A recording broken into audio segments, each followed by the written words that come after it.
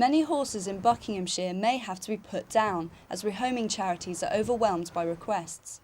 The Horse Trust in Speen is receiving 400% more calls from owners hit by the recession who can't afford to keep their horses. You may well see horses looking a bit thin, looking a bit, underweight, looking a bit not so cared for.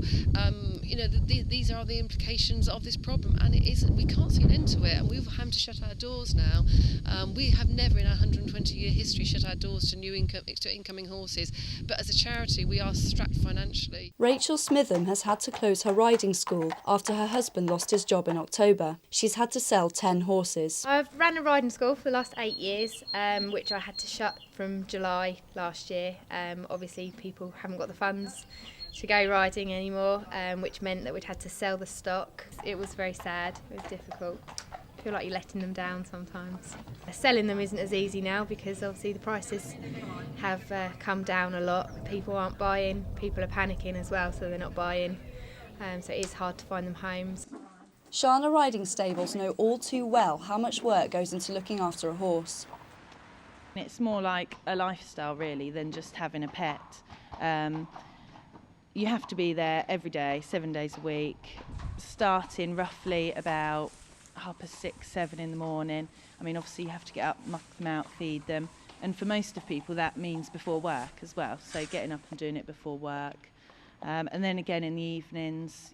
And this is how much it all costs for one horse. Stable, £50 a week. Food, £10 to £20 a week.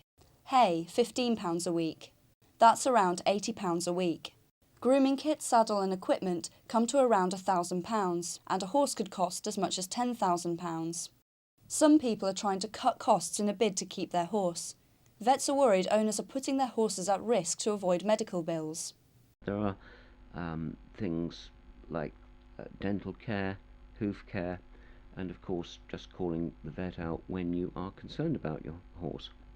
And owners under pressure, financial pressure, will start to worry. They'll start to question, can I really afford this? Perhaps I can get away with not doing that. Many horse owners are struggling to cope as bills mount. The Horse Trust is concerned that if this problem continues, there may only be one option for some of these horses. They may well be put down. All the charities are full, all the charities are struggling.